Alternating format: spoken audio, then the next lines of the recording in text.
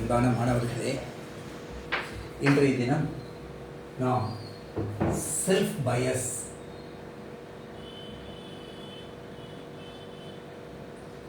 தற்சார்பு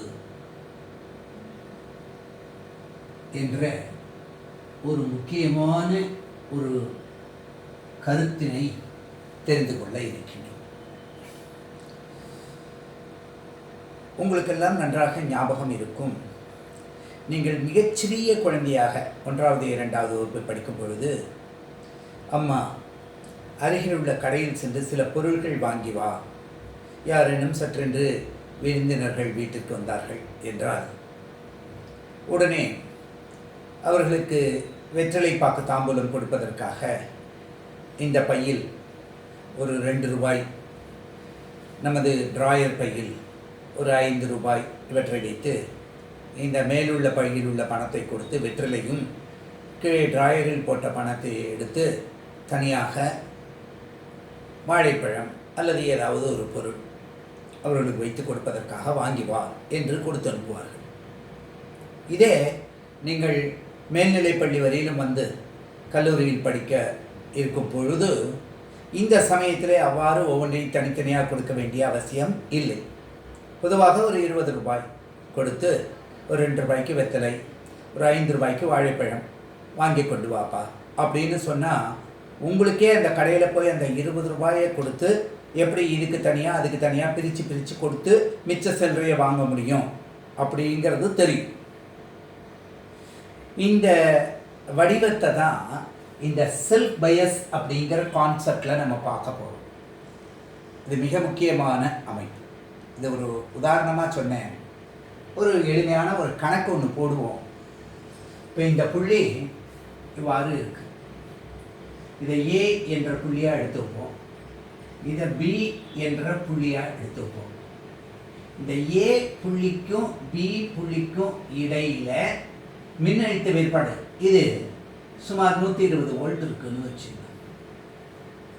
இது 0 வோல்ட் இருக்குது.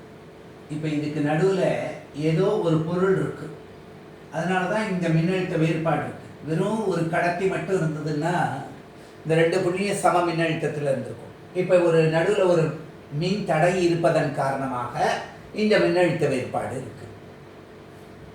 இப்போ இந்த மின்தடை மதிப்பை கொண்டு இதன் வழியாக செல்கின்ற மின்னோட்டத்தை கருத்தில் கொள்ளலாம். சுமார் 60 ஓம் இந்த இடத்துல இருக்கு அப்படின்னு எடுத்துக்கிட்டா நமக்கு என்ன தெரியும்? இப்போ பாருங்க, இந்த கடத்தியினுடைய 2 முனைகளுக்கு இடையில மின்னழுத்த வேறுபாடு 120 வோல்ட். சரி, இதே இந்த இடத்துல 0ன்னு இல்லாமல் -10ன்னு இருந்திருந்தா, -10 வோல்ட்டுன்னு இருந்திருந்தா, அப்போ இந்த இடத்துக்கு உள்ள வித்தியாசம் என்ன அப்படின்னு பார்த்தா 130 வோல்ட் அப்படின்னு எடுத்திருப்போம்.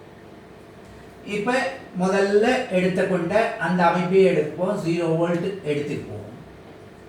அதாவது தரையிடப்பட்டது அப்படின்னு வச்சுங்க. சரி, இப்போ இந்த சுற்றுலா பாய்கின்ற மின்னோட்டம் என்ன? எங்கேருந்து எங்கே போகும்? ஏயிலிருந்து பிக்கு மின்னோட்டம் பாகும். அது தெரியும். உயர்ந்த மின்னழுத்தத்திலிருந்து தாழ்ந்த மின்னழுத்த புள்ளிக்கு செல்லும். இது திசை. எவ்வளவு மின்னோட்டம் செல்லும்? இதுக்குண்டான வாய்ப்பாடு V = I × R. அப்போ I = என்னன்னு கிடைக்கும்? V/R. இங்கே இருக்கிற மின்னழுத்த வேறுபாடு என்ன அப்படின்னு பார்த்தா 120 வோல்ட். மின் தடை என்னவா இருக்கு? 60 இருக்கு. அப்போ இங்கே கிடைக்கக்கூடிய கரண்ட் என்னவா இருக்கு? 2 ஆம்பியர் மின்னோட்டம். அப்போ இந்த சுற்றுலா பாய்கின்ற மின்னோட்டம் என்ன? 2 ஆம்பியர் அப்படின்னு சொல்றோம். சரி சார், இந்த அமைப்பே சற்று மாறுபட்டிருக்கு. இந்த மின்தடை கூட அடிஷனலாக இந்த இடத்துல இன்னொரு மின்தடை போட்டிருக்கோம். இந்த இடத்துக்கு நான் இன்னொரு மின்தடை கொடுக்க, அப்ப என்ன நடக்கின்றது அப்படின்னு பார்க்கிறோம். இப்ப இந்த மின்தடையினுடைய மதிப்பு என்ன அப்படின்னு கேட்டா சுமார் 20 வோல்ட் இருக்குன்னு வச்சுக்கோம். 20 ஓம் மின்தடை சேர்த்திருக்கும். இப்ப இந்த ஏ என்ற புள்ளிக்கும் பி என்ற புள்ளிக்கும் இடையில நடுவில் மற்றொரு புள்ளி வருது. என்ன புள்ளி? சி என்ற மற்றொரு புள்ளி. இப்ப ஏக்கும் சிக்கும் ஒரு மின்தடை இருக்கு, சிக்கும் பிக்கும் நடுவில் ஒரு மின்தடை இருக்கு, ஏக்கும் பிக்கு நடுவில் இந்த ரெண்டு மின்தடைகளும் இருக்கு. அப்ப இந்த மின்னோட்டத்தின் மதிப்பு இப்படியே இருக்குமா அப்படிங்கிறது கேள்விக்குறியாகிறது. இப்ப நம்ம பார்ப்போம் என்ன நடக்கிறதுன்னு. இப்ப இந்த சுற்றுல நமக்கு இருக்கக்கூடிய மொத்த மின்தடை மதிப்பு என்ன அப்படின்னு, மின்னழுத்த வேறுபாடு மதிப்பு 120 வோல்ட் இருக்கு. மொத்த மின்தடையினுடைய மதிப்பு இந்த ரெண்டு மின்தடைகள் தொடர் இணைப்பில் இருக்கிறதுனால 60 + 20 80 வோல்ட். அப்ப 80 அப்படின்னு சொன்னா இப்ப இந்த இடத்துல கிடைக்கக்கூடிய மதிப்பு என்ன கிடைக்கின்றதுன்னு பாருங்க. இது 3 4 12, இது 2 4, அப்ப 3/2 அல்லது 1.5 ஆம்பியர். அப்ப இந்த மதிப்பு என்னாச்சு, 2 ஆம்பியர் இல்ல, இப்ப இருக்கக்கூடிய மதிப்பு என்ன இருக்கு, 1.5 ஆம்பியர் தான். இந்த 1.5 ஆம்பியர் தான் இது வழியாகவும் போறது, இந்த மின்தடை வழியாகவும் போறது. சரி சார், அப்ப இதுக்கு நடுவில் இருக்கக்கூடிய மின்னழுத்த வேறுபாடு என்ன அப்படின்னு கேட்டா, அந்த மின்னழுத்த ஏக்கும் V between A and C என்ன அப்படின்னு பார்க்கும் பொழுது, இங்க போற மின்னோட்டத்தின் மதிப்பு 1.5 இன்டு அல்லது 3/2ன்னு வச்சுங்க, இன்டு இந்த மதிப்பு என்ன இருக்கு 60.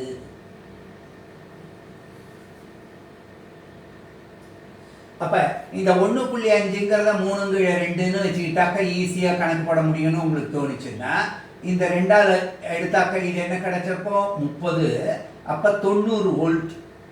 அப்ப VAC இந்த புள்ளிக்கும் இந்த புள்ளிக்கும் இடையில உள்ள மின்னழுத்த வேறுபாடு என்னவா இருக்கு, 90 வோல்ட்டா இருக்கு. சரி சார், இப்ப இதுக்கு நடுவில் என்ன வோல்டேஜ் இருக்கு அப்படின்னு பார்த்தா, இதே மின்னோட்டம் தானே தொடர் மின்னோட்டத்துல, அப்ப அதே 1.5 தானே. அப்ப V between C and B என்ன இருக்கு அப்படின்னு கேட்டா, இங்க போற மின்னோட்டத்தின் மதிப்பு 3/2, இந்த இடத்துல இருக்கக்கூடிய மின் தடையினுடைய மதிப்பு 20, அப்ப இது 10 என்று போச்சு அப்படின்னா இந்த இடத்துல 30 வோல்ட்னு கிடைக்கிறது. அப்போ ஒரு சுற்றா இதை எடுத்துக்கிட்டோம்னா, இந்த மின்னழுத்த வேறுபாடு VACயும் இந்த VBCBயும் சேர்ந்து நமக்கு என்னவாக இருக்கணும், மொத்த மின்னழுத்த வேறுபாட்டுக்கு சமமா இருக்கணும். இங்க பாருங்க, இந்த 90 வோல்ட் இந்த 30 வோல்ட்டை கூட்டினா என்ன கிடைக்கிறது, 120 வோல்ட் கிடைக்கிறது. ஆக நமக்கு தேவையான ஒரு படிவத்துல என்ன மின்னோட்டம் இருக்குங்கிறத தெரிஞ்சு அந்த மின்னோட்டத்தை கொண்டு நம்ம என்ன செய்ய முடியும் அப்படின்னு பார்த்தா, தகுந்த மின்னழுத்த வேறுபாடுகளை பகுதி பகுதியாக பெறலாம். இது உங்களுக்கு மிக முக்கியமா தெரிஞ்சிருக்க வேண்டிய ஒரு பண்பு. எனக்கு இதுக்கு மேலேயும் இதை குறைச்சு பார்க்கணும் அப்படின்னா இன்னும் மேலும் மேலும் மின்தடைகளை மாற்றி மாற்றி பார்க்கலாம். இந்த மதிப்புகளை இது 60 வோல்ட்னு இருக்கு, இங்க 20 வோல்ட் அப்படின்னு இருக்கு. இந்த மதிப்புகளையே மாற்றி மாற்றி எத்தனை வேணும்னாலும் எடுத்துக்கலாம் இல்லையா. அப்போ ஒவ்வொன்றுத்துலையும் கிடைக்கக்கூடிய மொத்த அந்த மின்னோட்ட மதிப்பை தெரிஞ்சுக்கிட்டா, அந்த மின்னோட்ட மதிப்புலேருந்து எதை கண்டுபிடிக்க முடியும் நம்ம, அந்த மின் தடைகள் மதிப்பு, அதுலேருந்து அந்த மின்னழுத்த வேறுபாடு. இப்போ நம்ம கணக்குக்கு வரும். பொதுவாக நேற்று அதாவது ஒரு டிரான்சிஸ்டர் ஆம்ப்ளிஃபையர் எப்படி இருந்ததுன்னு நம்ம பார்த்தோம். இந்த முறையில் அதுக்கு படம் போட்டிருந்தோம். NPN வகையை எடுத்துக்கிட்டேன். எமிட்டர், பேஸ், கலெக்டர், பொது உமிழ்ப்பான் சுற்றுல C கான்ஃபிகரேஷனில் இங்கே நம்ம என்ன எடுத்துருக்கோம், இப்படி இந்த இடத்துட்ட எமிட்டர் ஃபார்வர்ட் பயஸ், அதனால மைனஸ்ஸு ப்ளஸ்ஸு மைனஸ்ஸு ப்ளஸ்ஸு, இதை பொதுவாக நம்ம VBE என்று குறிப்பிட்டிருந்தோம். இதுக்கு நடுவில் நம்ம என்ன சேர்த்திருந்தோம், ஒரு +or-ES என்ற சைகையை கொடுத்திருந்தோம். இது கொடுக்கின்ற மின் எதிர்ப்பு Zin, இங்கே கிடைக்கக்கூடிய மதிப்பு DIV என்று குறிப்பிட்டிருந்தோம். இப்போ இந்த கலெக்டர் அப்படிங்கிறத எடுத்துக்கிட்டு நம்ம என்ன செஞ்சிருந்தோம் அப்படின்னு பார்க்குறோம். எதிர் போக்கு சார்பை செய்தோம். அப்போ எண்ணுக்கு positive negative positive negative positive நெகட்டிவ்னு கொடுக்கணும்னு சொல்லியிருந்தோம். விசிஇ என்பதனால அமைஞ்சிருக்கு. இந்த அமைப்பை வந்து எர்த்து பண்ணியிருந்தோம். ப்ளஸ் மைனஸ் குறியீடுகள் கொடுத்துருந்தோம். அப்போ இந்த இடத்திட்ட ஒரு பலு மின்தடை ஒன்றை RL என்பதை கொடுத்துருந்தோம். இதனால இங்கே டெல்டா ஐசின்னு கிடைச்சது. அப்போ இந்த இடத்துக்கு நடுவில் நமக்கு வெளியீடு கிடைச்சது. VO equal to delta IC into RL அப்படின்னு எழுதியிருந்தோம். எலக்ட்ரானியலினுடைய மிக முக்கியமான ஒரு பண்பே காம்பாக்ட்னஸ். குறுகிய இடத்துல ஒரே ஒரு டிரான்சிஸ்டருக்கு படம் போடுறோம். இது மாதிரி நூற்றுக்கணக்கான ஆயிரக்கணக்கான டிரான்சிஸ்டர்கள் டயோடுகள் எல்லாம் கொண்டு தான் ஒரு சிப் என்று சொல்லக்கூடிய ஒரு சில்லு தயாரிக்கப்படுகின்றது. மைக்ரோ சிப் என்றெல்லாம் சொல்கிறோம். அந்த இன்டகிரேஷன், அதாவது பல்வேறு எலக்ட்ரானியல் வடிவங்களையும் குறைக்கடத்திகளினுடைய படியங்களை கொண்டு தயாரிக்கப்படுவதில் மைக்ரோ ப்ராசஸர் போன்றவையெல்லாம் செய்வதற்கு கம்ப்யூட்டரினுடைய கணினியினுடைய உதிரி பாகங்கள்லாம் தயாரிக்கிறாங்க இல்லையா? அந்த அமைப்புகள்லாம் வரும்பொழுது இந்த கேட்டுகள் இதெல்லாம் தயாரிக்கிறதுக்கு நமக்கு சில வகைகளை சொல்கிறோம். SSI small scale integration, medium scale integration, large scale integration என்றெல்லாம் சொல்கிறோம். அதாவது காம்பாக்ட்னஸ், அதனுடைய கையடக்கத்தன்மை, அது ரொம்ப முக்கியமானது. இப்போ இந்த ஒரு கருவி செய்யறதுக்கு பாருங்க, இந்த பேட்டரி வைக்கிறதுக்கு ஒன்று தனியாக பயன்படுத்த வேண்டியிருக்கு, இது ஒன்று பயன்படுத்த வேண்டியிருக்கு. ஃபார் எக்ஸாம்பிள் நீங்கள் ஒரு 12 வோல்ட் வரையிலும் கொடுக்கக்கூடியதுன்னு வச்சுங்க. இது ஒரு 3 வோல்ட் அப்படின்னா 12 வோல்ட் நம்ம செயல்படுத்த போகிறோம்னா இல்லை 6 வோல்ட் கூட செயல்படுத்துவோம். அப்போ இதில் 3 வோல்ட் வரையிலும் மேக்ஸிமம் செயல்படுத்துகிறோம்னு வச்சுங்க. 6 3 9 வோல்ட் தான் செயல்படுத்த போகிறோம். அப்போ 9 வோல்ட் அப்படிங்கிறது இந்த 12 வோல்ட்லேயே இருக்குது. அப்படிங்கும்போது எதுக்கு தனியாக இங்கே ஒரு பேட்டரி? இதுலேருந்தே காம்பனண்ட் எடுக்க முடியாதா? இப்போ இந்த வடிவங்கள்லாம் பார்த்தோம் இல்லையா? அதுதான் தற்சார்பு, செல்ஃப் பயஸ். தாங்கிட்ட இருக்கக்கூடிய ஆரம்பத்தில் தொடக்கத்தில் சொன்ன உதாரணம் என்னவாக இருந்தது அப்படின்னு பார்த்தா, ஒரு 50 ரூபாய் நோட்டை ஒரு 1ஆம் கிளாஸ் பையனுக்கு மாற்றி எடுக்க தெரியாது. அதுபோல அமைப்பு இந்த படம். அவனுக்கு ஒவ்வொரு பொருளும் வாங்குறதுக்கு தனித்தனியாக பணத்தை கொடுக்க வேண்டியிருக்கு. ஆனால் நமக்கு பெரிய வகுப்புக்கு வந்த பிறகு அந்த 50 ரூபாயை பிரித்தா அது 20 ரூபாயா 10 ரூபாயா 5 ரூபாயா இப்படி எல்லாம் பிரிக்கும் பொழுது எப்படி அதை தொகுக்க முடியும், எவ்வளவு மிச்சம் இருக்கும், எவ்வளவு செலவழிக்கிறோங்கிறத நம்மளால் அறிவிட முடியும். அப்போ அந்த தன்மையைத்தான் நம்ம இங்கே பார்க்க போகின்றோம். தெளிவாக பாருங்க. இது ரொம்ப அழகான ஒரு அமைப்பு. இப்போ நம்ம என்ன செய்கிறோம், இந்த டிரான்சிஸ்டர் எடுத்துக்கிறோம். அதே NPN தான், அதே எமிட்டர் பேஸ் கலெக்டர் தான் இருக்க போகிறது. அதில் எல்லாம் மாற்றம் எதுவும் இல்லை. எமிட்டர், இது பேஸ், இது கலெக்டர். சரி சார், இந்த அமைப்பில் நம்ம என்ன செய்யறோம் அப்படின்னு சொன்னால், இந்த எமிட்டர் அப்படிங்கிற பகுதியில் ஒரு மின்தடைய RE என்று நம்ம கொடுக்கின்றோம்.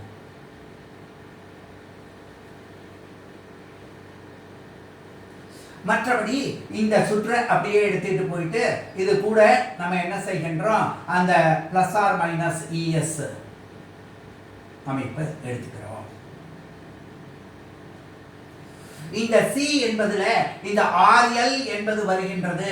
இதை அப்படியே எடுத்துட்டு போய் இந்த VCE பாசிட்டிவ்க்கு தானே கொடுக்கிறோம். இந்த RL என்பதை எடுத்துட்டு இதை VCE அல்லது VCCன்னு சொல்லி அந்த மொத்த மதிப்பு பாசிட்டிவ்க்கு கொடுத்துட்டோம்.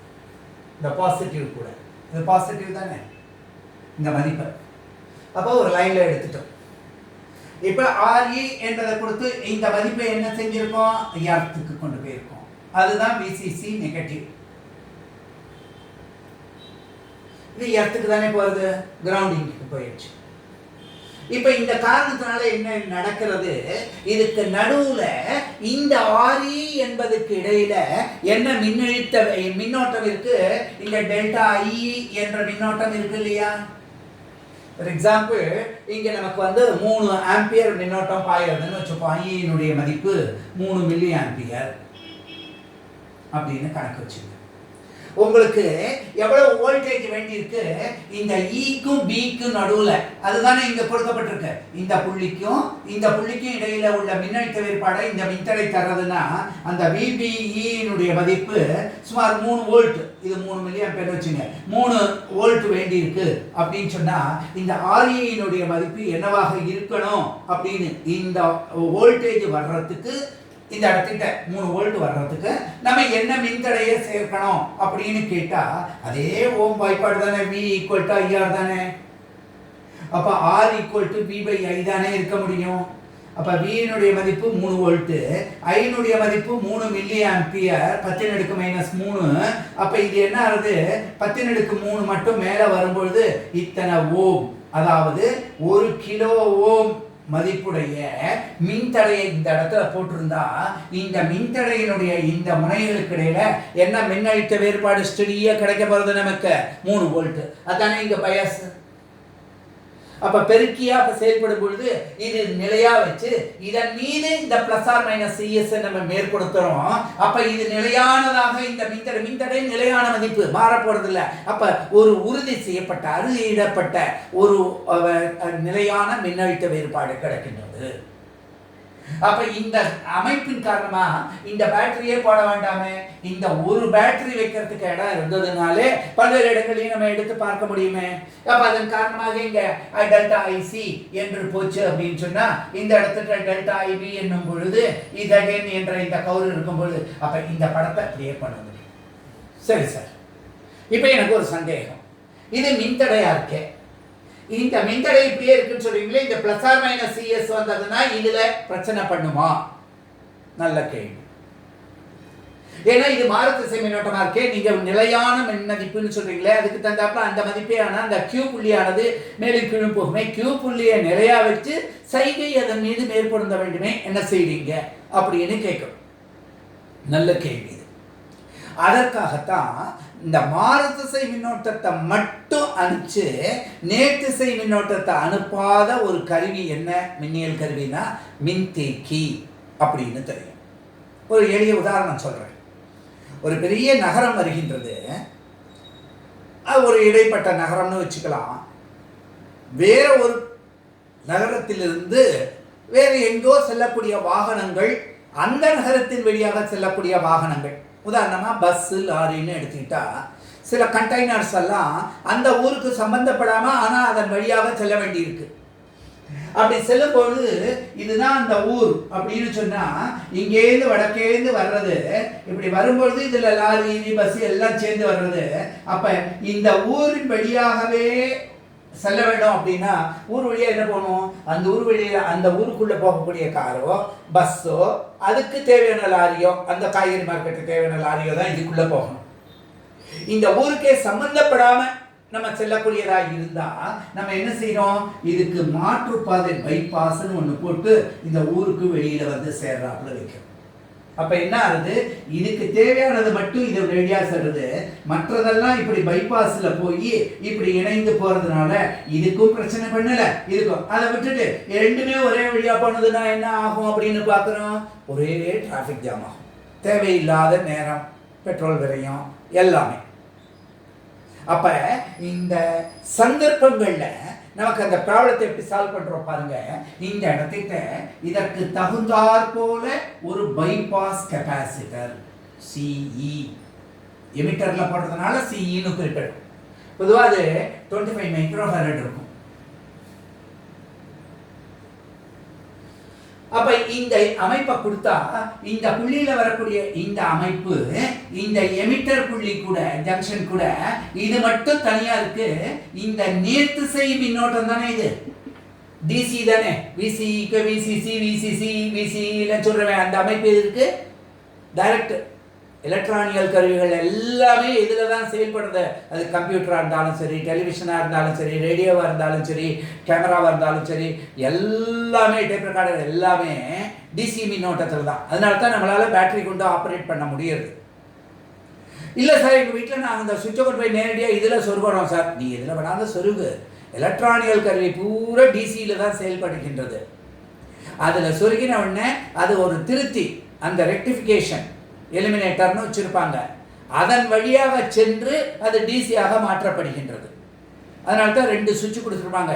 ஏசி மெயினில் போனால் அந்த சுற்று கூட போகும். அப்படி இல்லைன்னா இந்த டிசிங்கிறதுக்கு தள்ளி விட்டுட்டோம் அப்படின்னா நேரடியாக பேட்டரி நம்ம பின்னாடி பார்த்தா பேட்டரி போடக்கூடியதாக இருக்கும். அல்லது தனியாக பேட்டரிக்கு 2 டெர்மினல் கொடுத்துருப்போம், அது கூட சொல்லி வைப்போம்.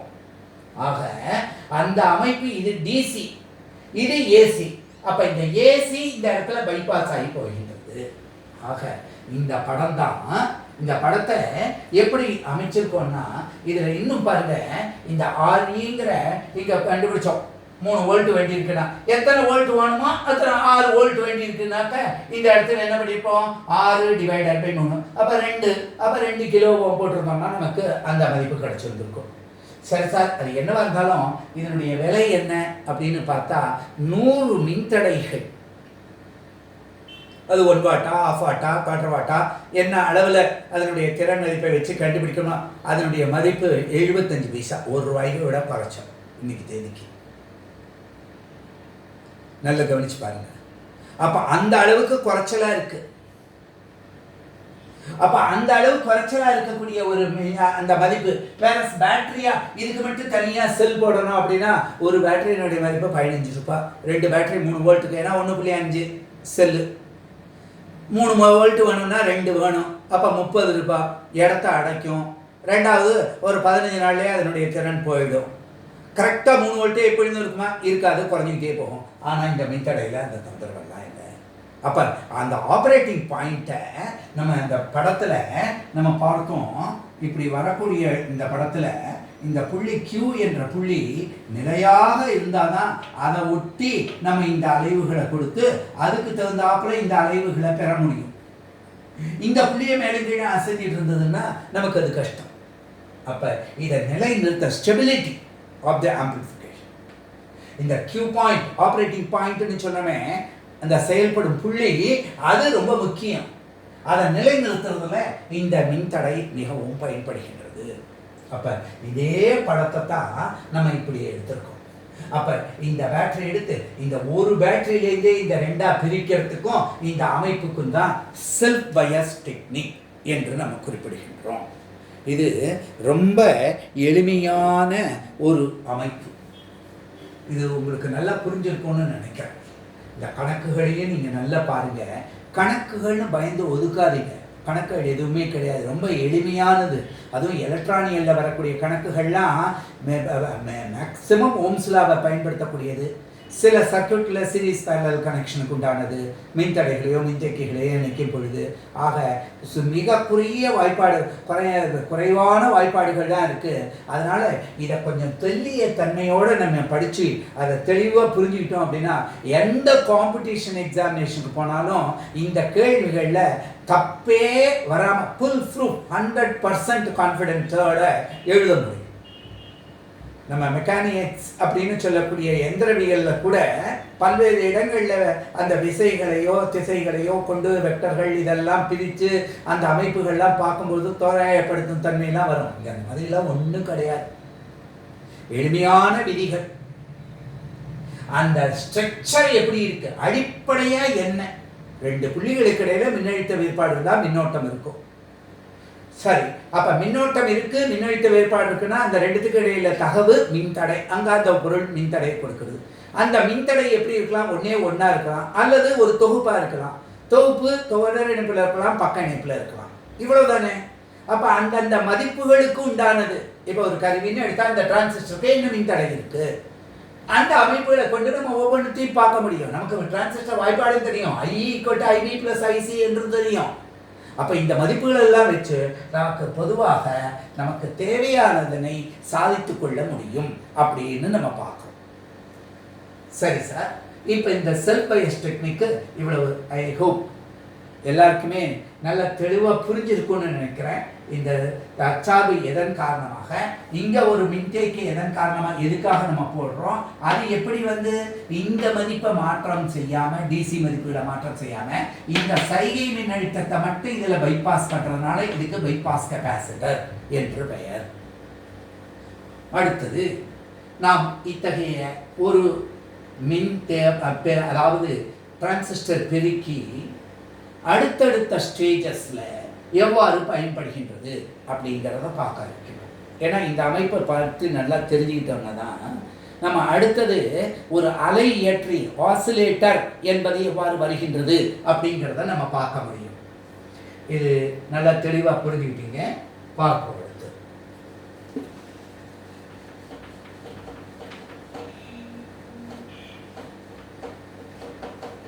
எலக்ட்ரானியல் அப்படிங்கிறது மிக மிக எளிமையான ஒன்று. அதனால தான் பாருங்க, ஒரு ஷாக்லி அப்படிங்கிறவர் இந்த அமைப்புகள்லாம் கண்டுபிடிச்சார் அப்படின்னு எல்லாம் சொன்னோம். இந்த டயோடுகள் டிரான்சிஸ்டர்கள்லாம் வந்த உடனே ஒரு யுக புரட்சியே ஏற்பட்டது. அது வரையிலும் ஸ்ப்ரிங்கு போல்ட்டு நட்டுன்னு எந்திரவியல் பூரா இருந்தது. இப்போ பாருங்க, இந்த எலக்ட்ரானியல் வந்ததுலேருந்து பெரிய புரட்சி, அறிவியல் புரட்சி ஏற்பட்டு அதன் காரணமாக நமக்கு பல்வேறு வகையிலும் தன்மைகளை தெரிந்து கொள்ள முடிஞ்சது. இப்ப ஒரு பெருக்கி எடுத்துக்கிறோம்.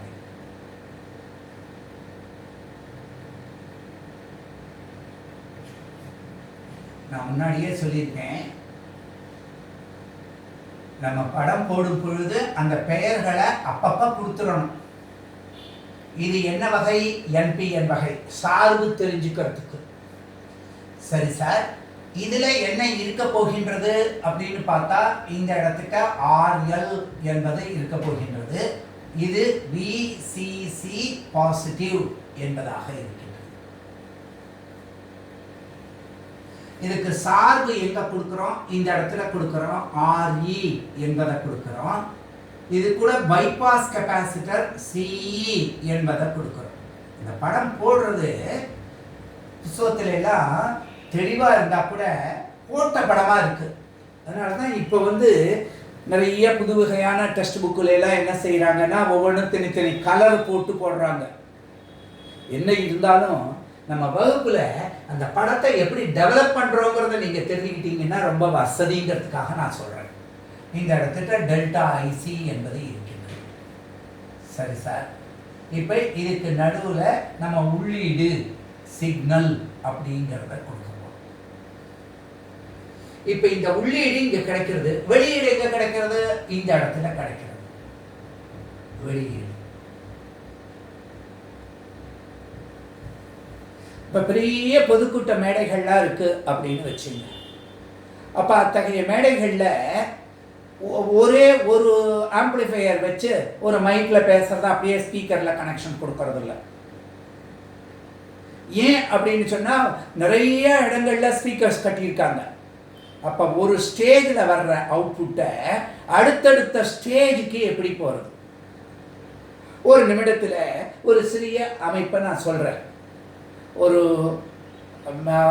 அதாவது ஒரு ஒலி வாங்கி மைக் டிரான்ஸ்டியூசர்னு சொல்றோமே, ஒரு மைக் எப்படி செயல்படுறதுங்கிறத கவனிங்க. ஒரு உலோகத்தினால் ஆன இப்படி ஒரு சிலிண்டர் உருளை இப்படி இருக்கு.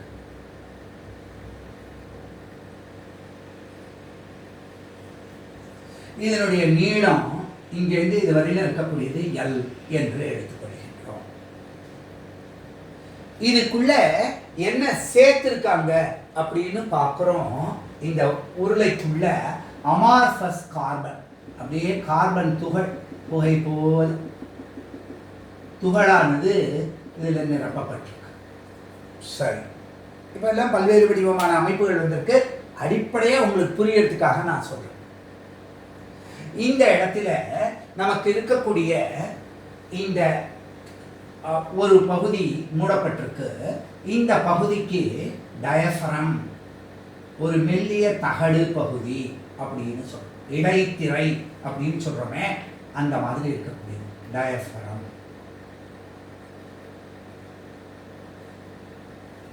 இடைத்திரை இது எப்படி எங்க நீங்க பார்த்துருக்கீங்க?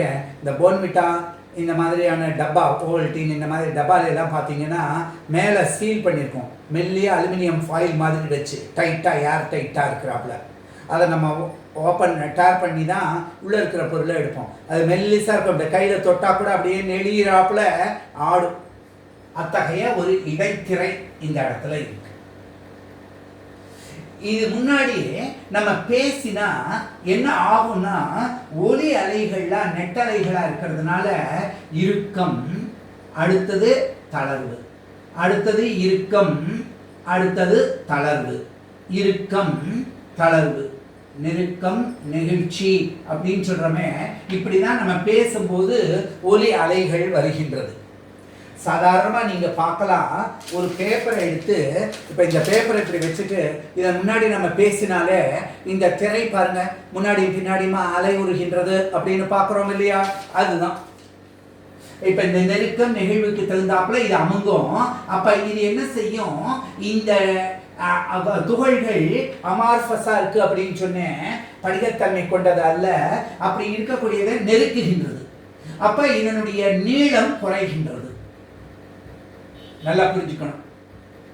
அடுத்தது இந்த நெகிழ்வு பகுதி வரும்போது ரேரிஃபேக்ஷன், இந்த கம்ப்ரஷன் வரும்போது குறைகின்றது. இது வரும்போது இது சற்றே முன்னோக்கி வருகின்றது.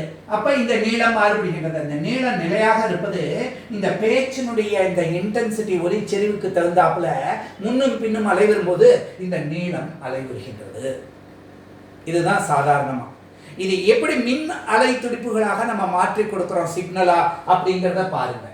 இப்ப இந்த பகுதியினுடைய பரப்பளவு A என்று எடுத்துப்போம். இந்த நீளம் என்ன? L. இங்க உள்ள பொருளினுடைய மின் தடை எண் மதிப்பு, ரெசிஸ்டிவிட்டி மதிப்பு ρ என்றால் இந்த புள்ளியிலிருந்து இந்த புள்ளி வரையிலும் இது தருகின்ற மின் தடையினுடைய மதிப்பு R = ρ × L/A என்று எடுத்துக்கொள்வோம். சரி சார், இப்ப இந்த மதிப்பு R என்பதாக அமைகின்றது. நான் என்ன செய்கிறேன் கவனிங்க. இந்த இடத்துக்கு ரொம்ப எளிமையான விஷயம்தான். இந்த மதிப்பை எடுத்து இவ்வாறு வெளியில எடுக்கிறேன். எடுத்து ஒரு மின்னழுத்த வேறுபாடு கூட சேர்க்கிறேன். இந்த பகுதியிலேருந்து முனையிலேருந்து எடுத்து ஒரு மின் தடை ஒன்றை எடுக்கிறேன். RL என்று எடுக்கிறேன். இப்ப இது தருகின்ற மின்னோட்டம் மின்தடை என்ன? R. இது என்ன? வோல்ட். அப்ப இந்த சுற்றுல இருக்கக்கூடிய மின்னோட்டத்தின் மதிப்பு என்ன அப்படின்னா, இதுல எந்த மாறுபாடும் இல்லாம இருக்கும் பொழுது இது R, இது RL, இது ரெண்டு தொடர் இணைப்புல இருக்கு. அப்ப மொத்த மின்னழுத்த வேறுபாடு V / R + RL என்பதாக அமைகிறது. அப்ப அந்த I என்ற மதிப்பு இதன் வழியா போகும்போது இதுக்கு நடுவுல எனக்கு V என்ற அந்த அவுட்புட் கிடைக்கின்றது. இந்த V அவுட்புட்ங்கிறது என்ன அப்படின்னு கேட்டா I × RL என்பதற்கு சமம். அப்ப இந்த ஒரு படமா போட்டு காமிச்சா காலத்தை பொறுத்து பார்க்கும் பொழுது எதுவும் மாறாம இருக்கும் பொழுது எனக்கு இந்த V மதிப்பு அவுட்புட்டினுடைய மதிப்பு எப்படி இருக்கும்? நிலையாக இப்படி இருக்கும். ஏன்னா ஒரே அளவு வோல்டேஜ், ஸ்டடி கரண்ட். ஏன் ஸ்டடி கரண்ட்? மாறாத மின்னோட்டம். இந்த R மதிப்பு மாறாதது, இந்த RL மதிப்பு மாறாதது, R + RL மதிப்பு மாறாதது. அப்ப V/R + RLங்கிறதுல இருந்து I மதிப்பை கண்டுபிடிக்கலாம். அந்த I மதிப்பு இந்த RL மதிப்புல பெருக்கினா நமக்கு இந்த RL முனைகளுக்கு இடையில ஒரு கிடைக்கின்ற மின்னழுத்த வேறுபாட்டினுடைய மதிப்பு தெரியும். அந்த அவுட்புட்டினுடைய மதிப்பை நம்ம இந்த இடத்துல எடுத்துக்கிறோம். இது மாறாம ஒரு கோடா இருக்கு. சரி சார், இப்ப நீங்க பேசுறீங்க. இது முன்னாடி இப்படி பேசும்போது இந்த டயப்ரம் என்ன ஆகுது? இப்படி குறையிறது அல்லது கூடுறது. அப்ப இந்த R மதிப்பு என்ன ஆகுது? மாறுபடுகின்றது. எப்ப இந்த R மதிப்பு மாறுபாடு உடையதாக அமைகின்றதோ அப்ப இந்த I மதிப்பு என்னவாகின்றது? மாறுபாடு அடைகின்றது. எப்ப இந்த மாறுபாடு ஏற்படுகின்றதோ அப்ப இது DI என்று ஆகின்றது. அப்ப அது கம்ப்ரஷன் ரேரிஃபேக்ஷனுக்கு தகுந்தாப்புல இந்த இடத்திட்ட இவ்வாறு நம்மளுடைய ஒளியினுடைய செறிவுக்கு தகுந்தாப்புல இந்த மதிப்பை ஒட்டி மேலும் கீழும் அலைவிடுகின்றது. அப்ப பாருங்க, மெக்கானிக்கலா நம்ம கொடுத்த ஒரு கம்ப்ரஷன் ரேரிஃபேக்ஷன் இந்த எலக்ட்ரிக்கல் பவர் எடுத்துக்கிட்டு எந்த அளவில் இந்த மின்னோட்டத்தை மாறுபாடு உடையதாக மாற்றுகிறது. இது RL நிலையானது. இப்போ R மாறுபாடு உடையதா, ஏன்னா இந்த இடத்துல டயஃப்ரம் முன்னும் பின்னும் நம்ம பேசுறதுக்கு தந்தாப்புல மாறுது. அப்ப அந்த மின்னோட்ட மாறுபாடுகள் இந்த RL என்ற நிலையான வலுமின் தடைக்கு நடுவுல ஒரு மின்னழுத்த வேறுபாட்டையும், ஏன்னா இந்த I மதிப்பு மாறுறதுனால இதுவும் மாறுபாடு உடையதாக அமைகின்றது. அப்ப இந்த நிலையான ஒரு கோடு கிடைக்காம இவ்வாறு அதிகமும் குறைவா அந்த இன்டென்சிட்டிக்கு தகுந்தாப்புல இது எவ்வளவு தூரத்துக்கு டயஃப்ரம் போறதோ அதுக்கு தகுந்தாற் போல இந்த ஒளியினுடைய செறிவுக்கு தகுந்தாப்புல அது மாறுகின்றது. அந்த அமைப்பு தான். அப்ப மின் துடிப்புகள்ல மாற்றத்தை ஏற்படுத்துகிறோம். இதைத்தான் நம்ம ES, ஏன்னா இது மேலும் கீழ்மா போறதுனால பிளஸ் ஆர் மைனஸ். அப்ப ஒரு மைக் எவ்வாறு நமக்கு இந்த மின் துடிப்புகளை மாறுபடுகின்ற மின் துடிப்புகளை மாற்றிக் கொடுக்க முடியும் அப்படிங்கிறத ரொம்ப தெளிவாக நீங்கள் தெரிஞ்சுக்கிறீங்கன்னு நினைக்கிறேன். இந்த பகுதி உங்களுக்கு புரிஞ்சிருக்கும் சார். இது ஏன்னா எந்த ஒரு நிலையிலும் நமக்கு சிறிய சிறிய சந்தேகங்கள் கூட இருக்கக்கூடாது. ஒரு பகுதியில் 4 கருத்துகள் இருக்குன்னா 2 அல்லது 3 கருத்துகள் நல்லா தெளிவாக புரிகிறது. அதுக்காக ஒரு 5 நிமிஷம், இப்போ என்ன ஒரு 5 நிமிஷம் நம்ம செலவழிச்சோம். ஏற்கனவே தெரிந்த விஷயங்களை கொண்டு தான் நம்ம இதை சொன்னோம். அதனால தான் இந்த கருவிகள்லாம் நம்ம துல்லியத்தன்மையோட அக்யூரசி அது எவ்வாறு டிசைன் செய்யப்பட்டிருக்கின்றது. இந்த டிசைன் செய்கிறாங்க பார்த்தீங்களா, இதுதான் இன்ஜினியரிங்கில் அதனால தான் அவங்களெல்லாம் ப்ரொஃபஷனல்ஸ், அந்த காலேஜை ப்ரொஃபஷனல் காலேஜ்னு சொல்கிறோம். அந்த தொழிலில் நிபுணத்துவம் பெறுகின்றோம். ப்ரொஃபஸர், நிபுணர் அப்படின்னு சொல்கிறோம் இல்லையா. பாடம் சொல்லி கொடுக்கறதுல நிபுணர்களாக இருக்கிறதுனால அவர்களை என்ன சொல்கிறோம், பேராசிரியர்கள், ப்ரொஃபஸர்ஸ் அப்படின்னு சொல்கிறோம். One who profess.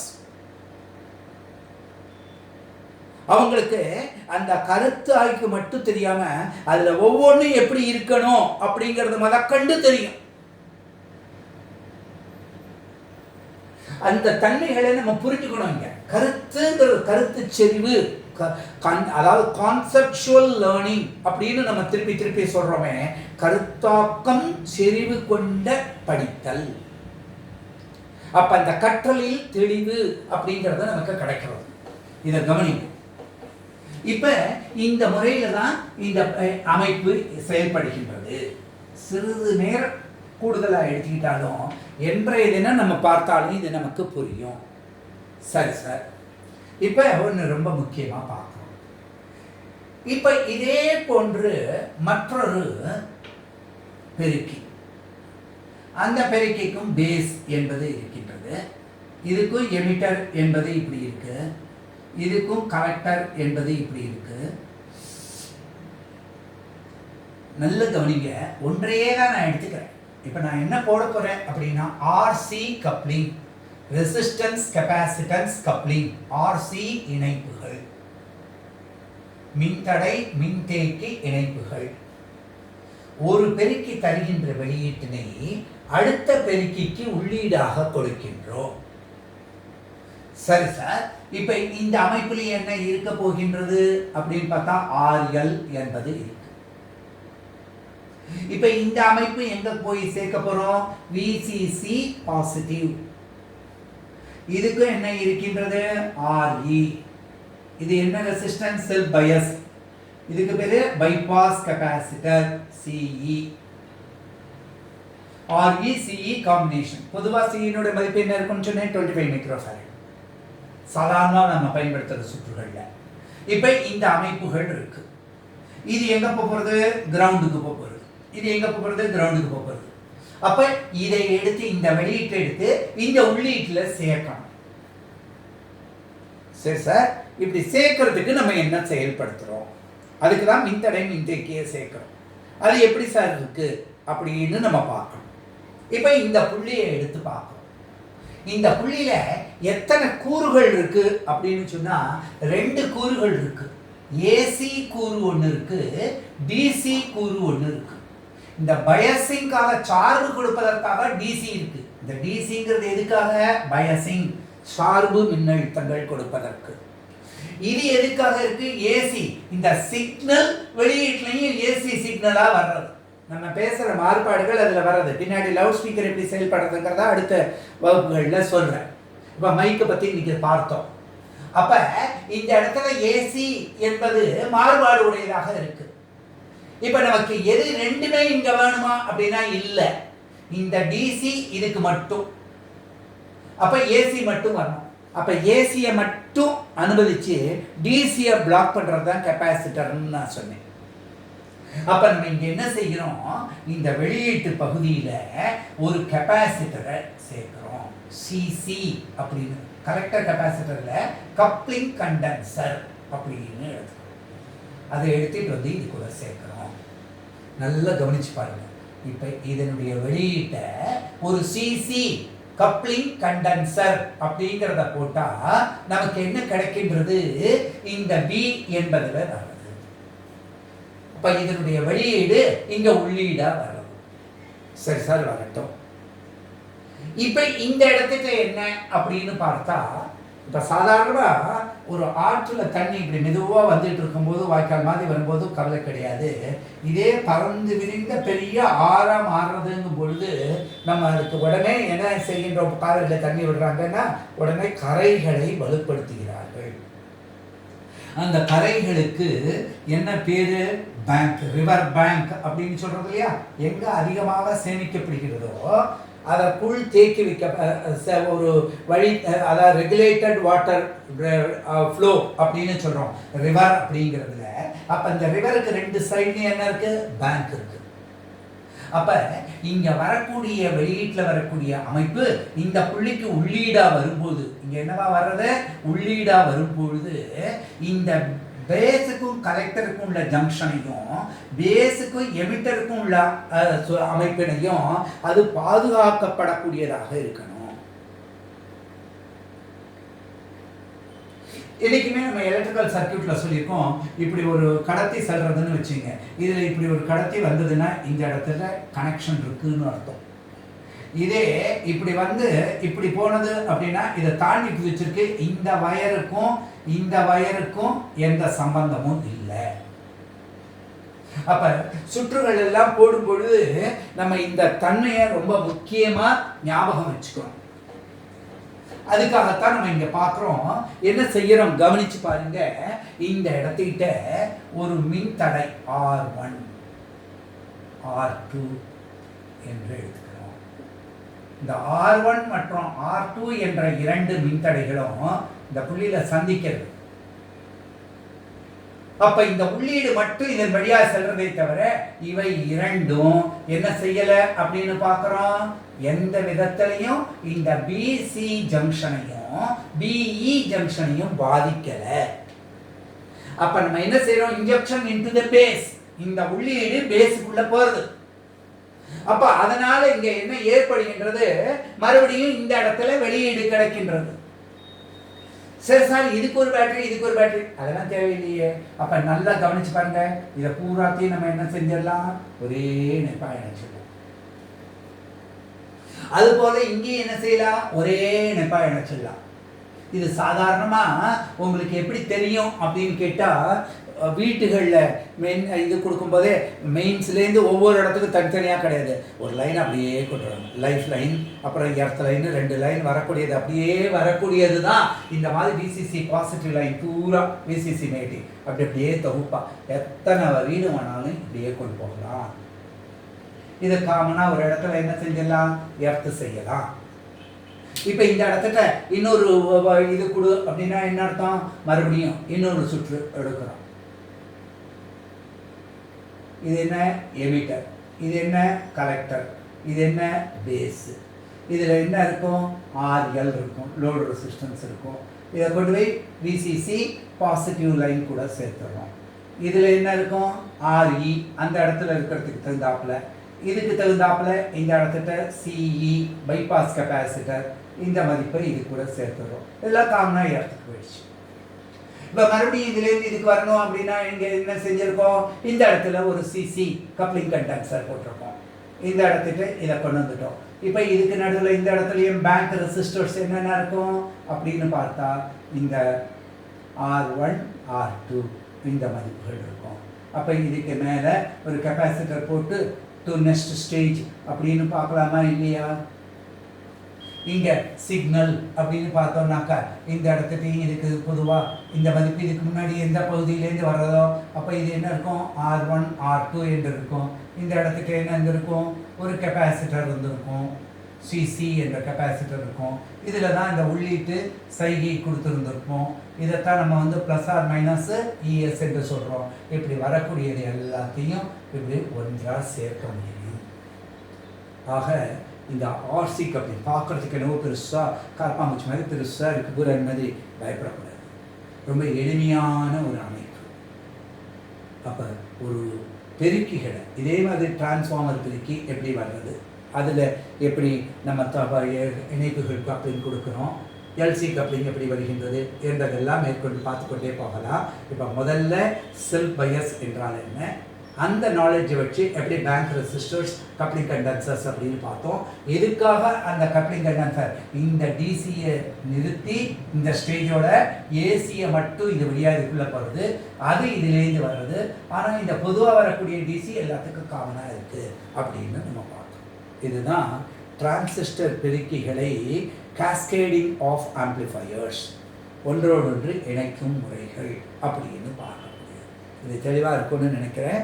மேற்கொண்டு வகுப்பில் நம்ம பின்னூட்ட தத்துவம் என்றால் என்ன, ஆக்க பின்னூட்டம் எதிராக்க பின்னூட்டம், பாசிட்டிவ் ஃபீட்பேக் நெகட்டிவ் ஃபீட்பேக் என்றால் என்ன, கன்ஸ்ட்ரக்டிவ் ஜெனரேட்டிவ் டீஜெனரேட்டிவ் என்றெல்லாம் நம்ம அதை சொல்லுவோம். அப்படி ஆக்க பின்னோக்கம் எதிராக்க பின்னோட்டம்லாம் என்னன்னு பார்த்து அதுலேருந்து ஒரு அலை இயற்றி எவ்வாறு இருக்கின்றது. ஏன்னா பல்வேறு நிலைகளிலே நமக்கு அலைகள் வேண்டி இருக்கின்றன. அந்த அலைகளை இயற்றக்கூடிய அலை இயற்றிகள் எவ்வாறு செயல்படுகின்றது அப்படிங்கிறத அடுத்த வகுப்பில் பார்ப்போம். நன்றி.